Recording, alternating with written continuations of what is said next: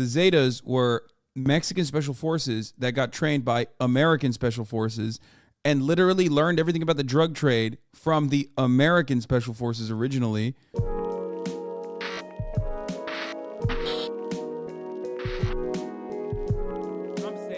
How Sinaloa became Mexico's biggest cartel, the war on drugs. This is from 3 months ago. I assume there's a bunch of TOS in this one, and I haven't checked it, so I don't know. No, there isn't any TOS, it seems. In 2019, the Mexican drug lord Joaquin El Chapo Guzman was sentenced to life in prison after a decades-long effort to extradite him to the US to stand trial. The long road that led Chapo Guzman from the mountains of Sinaloa to the courthouse behind us today was paved with death, drugs, and destruction. Convicted Mexican drug lord El Chapo, a federal judge right here in New York City today, sentencing Joaquin Guzman to life in prison plus 30 years. The capture of El Chapo was hailed as the biggest apparent victory in the war on drugs since the fall of Pablo Escobar in 1993. Guzman had risen to power as the figurehead of the Sinaloa cartel, thought to be Mexico's and perhaps the world's biggest drug trafficking network. But what actually is the Sinaloa organized crime group? Alguien se mata, por algo se mata alguien. Puro Sinaloa! This is how the biggest drug trafficking empire in the world operates, and why, despite all the millions of dollars spent capturing him, its power has only continued to grow since the fall of El Chapo.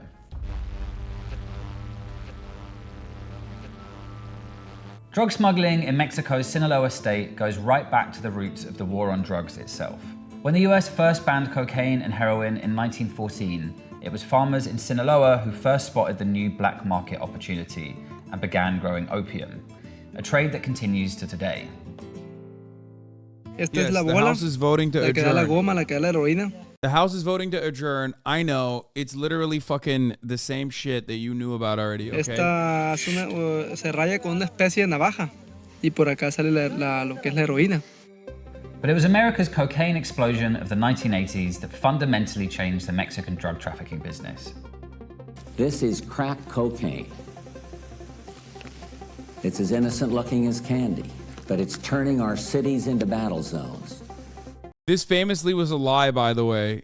Oh, wait, no, that's not the Wait, was it Bush that did the lie? Or was it Reagan who was like, this was crack cocaine? It was apprehended outside of the White House or something, right? And it was like actually a lie. That it wasn't, or was that Reagan that did that one? I think Reagan did that too. I mean, they both probably did it, but. In 1985, the giant Guadalajara cartel was broken up into 3 smaller operations, based in Tijuana, Juarez, and Sinaloa.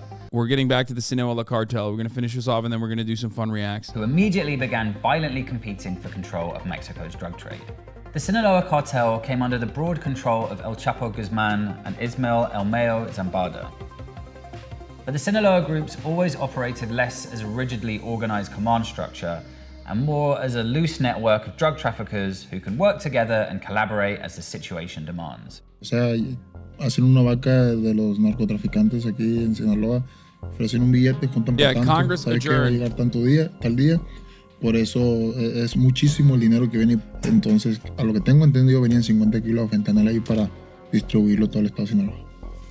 Their structure is more complicated and perhaps more usable for adaptation than the structure of other criminal groups. So the structure is one that, on the one hand, has clear lines of commands, but at the same time, there is enough flatness to it that losing a particular branch or particular segment of the network doesn't bring the whole organization under. Sinaloa were able to use this highly adaptable entrepreneurial structure to outcompete and outlast rival criminal groups who challenged them. Perhaps the best example of this was when, in 2010, a new cartel called Los Zetas challenged the established trafficking groups, bringing almost paramilitary levels of violence to the Mexican drug war. Why do the cartels let them film with their lives intact? What do you mean, dude? Brother, why do every fucking group that is considered to be like an enemy of the state allow media? They need to do PR, brother. That's how it works. They're doing PR. whether it be terrifying PR, like look at how fucking terrifying we are, we'll kill you, or whether it be even positive PR, like look at us, we're helping the people in our communities, that sort of thing. Yeah. Los Zetas is a powerful and violent criminal syndicate in Mexico. The cliche is plata o plomo. That is, silver, take the money, or plomo, take the lead. Yeah, we saw fucking The group was formed by narcos, soldiers dude. who defected from the Mexican Army's elite air mobile special forces. The Zetas' military-style approach of seizing and holding territory allowed them to grow extremely fast. And for a time, they even appeared to challenge Sinaloa's dominance. But the Sinaloa Federation had more established networks in international drug trafficking. And in the world of organized crime, nothing can compete with the profits from drugs. These are members of the Sinaloa cartel. They're picking up packages of chemicals that have been left floating at sea. These are the raw ingredients to cook fentanyl and other drugs. They find the floating packages, then haul them ashore.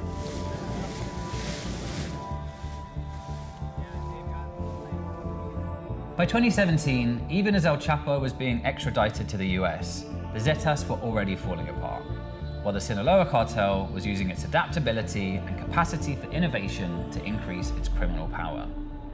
Ya una vez en tierra, la mercancía se baja y se deja ahí.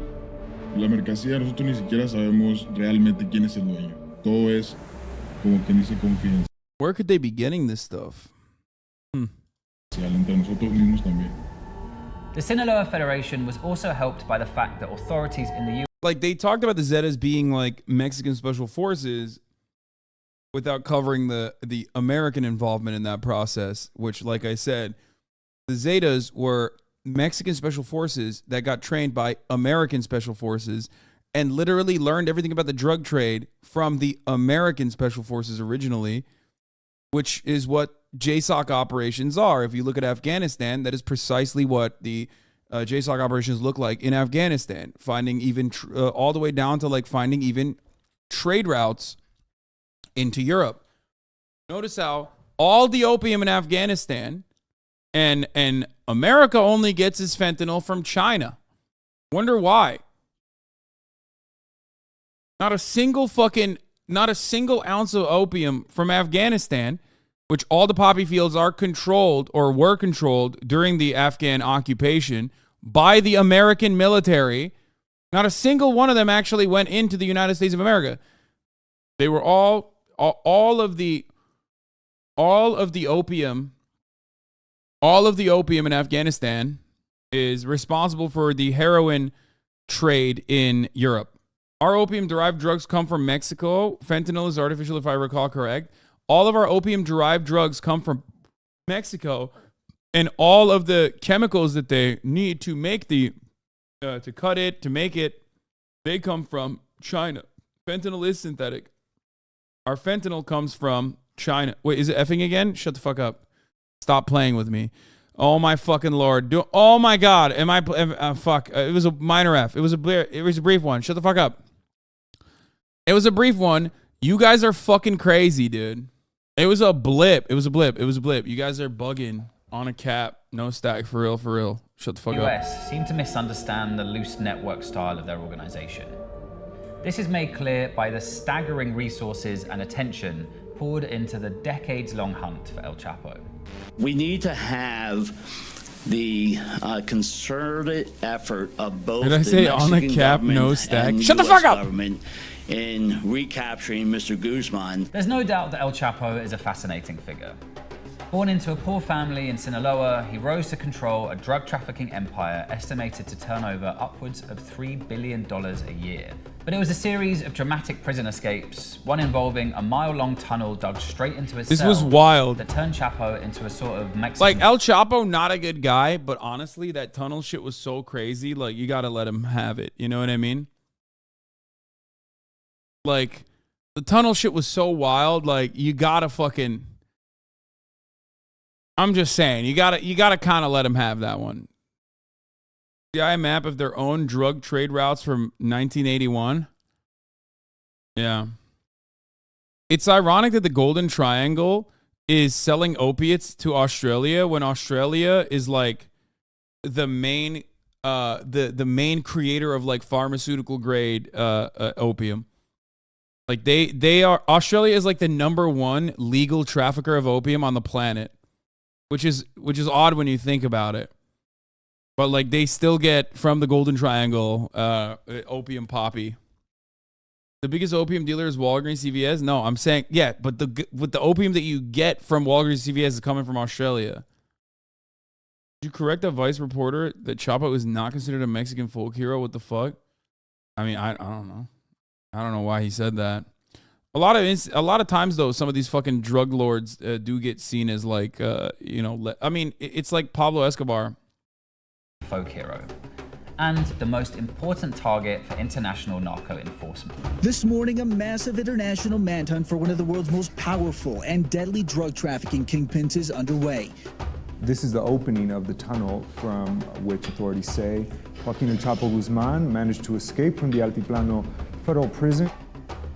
El Chapo became perhaps the world's most famous criminal. The fact that he twice escaped from prison, including maximum security prison in Mexico, clearly with the help of corrupt government officials.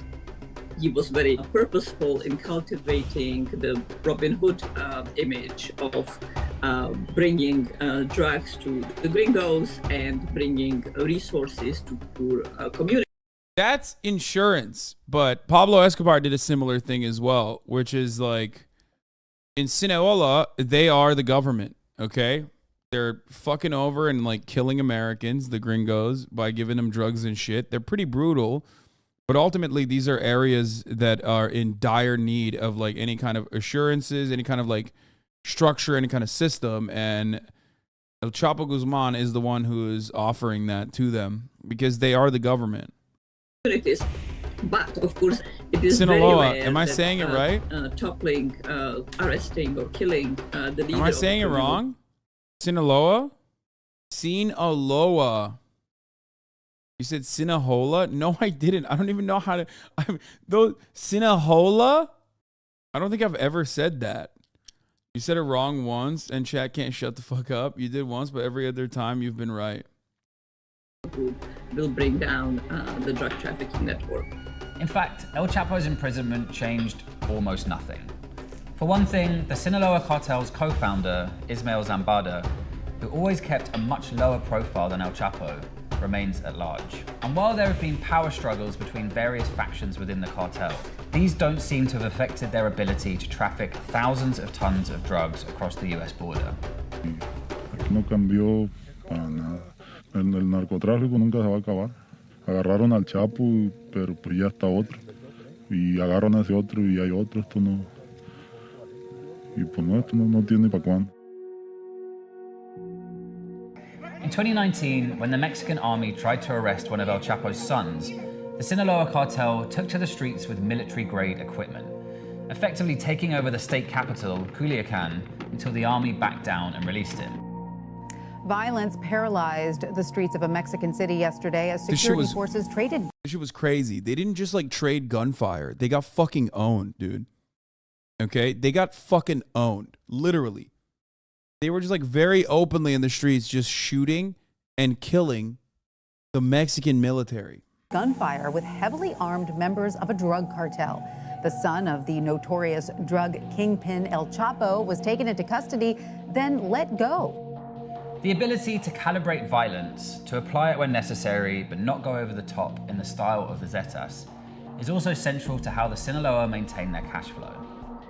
And the Sinaloa cartel, and under El Chapo's leadership, from the late 1980s, made the choice to rule through having support among local people, that yes, you will kill your rivals, but you are not going to shoot up a disco full of people in doing so.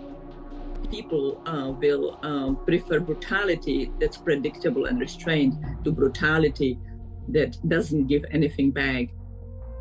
The crucial skill that set the Sinaloa Federation apart from other cartels is that while some were buying heavy weaponry, the Sinaloa cartel were buying politicians. Do the police ever come by here? Así han llegado a venir, pero solo pasan por caminos y uno ya mismo, pues muchas veces le da dinero uno. One thing that is surprising is that like these guys aren't as tactical as like most American influenced militias are all around the world. Like they use American weapons, but their gear overall doesn't look as like tactical. Even though he does have a Mexican Punisher logo, which is the most tactical shit you can wear. The rest of his gear looks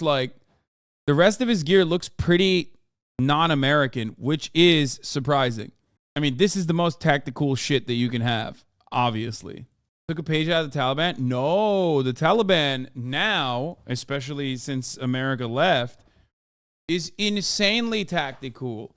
They have a lot of fucking tactical shit. What are you talking about? You don't remember? Like they would literally wear their own garb and then put American gear on top of it. It just hasn't prestige yet, maybe. Buku 995, they give the 5, get the subs. Por caminos y uno ya mismo, pues muchas veces le da dinero uno, otra vez piden solo comida, otra vez quieren mujeres y eso. The current mass bloodshed in the Mexican drug war originates in 2006, when the government launched an all-out war on the cartels. The man largely responsible for organizing that offensive was Genaro Garcia Luna, Mexico's Secretary of Public Security. In 2019, Garcia Luna was arrested in the US, accused of taking tens of millions of dollars in bribes directly from El Chapo, specifically to protect the Sinaloa cartel and target other traffickers. Luna is accused of taking bribes from especially drug kingpin Juan El Chapo Guzman while providing protection for him. U.S. prosecutors say the bribes could be in the tens of millions of dollars. So what does the immediate future look like for the Sinaloa cartel? They're incredibly effective at capitalizing on the opioid crisis in the US, expanding the supply of fentanyl brought over from China. At the same time, they're rumored to be expanding meth export and production in both Europe and Asia. Since the transition post-Chapo, and innovate they're in building networks, relations in East Asia with the triads, and now in competition with the triads in places like New Zealand and Australia, as well as in Africa. Puede explotar, se usan líquidos y químicos sumamente peligrosos. Una explosión puede dañar a una persona, puede matar a una persona. Porque te desmaya, te deja sin aliento, te ataca por la respiración. Though they do face new competition in Mexico, particularly from the Jalisco New Generation cartel, it does look like that for all the fanfare around the capture of El Chapo, the Sinaloa cartel have adapted and will simply go on making billions. It's interesting that they didn't mention any sort of American involvement, which I find rather particularly strange. They also didn't really, I don't know, they didn't go into detail at all. They didn't really go into detail that much about how they were able to seize control of the entire territory, why they're the most dominant.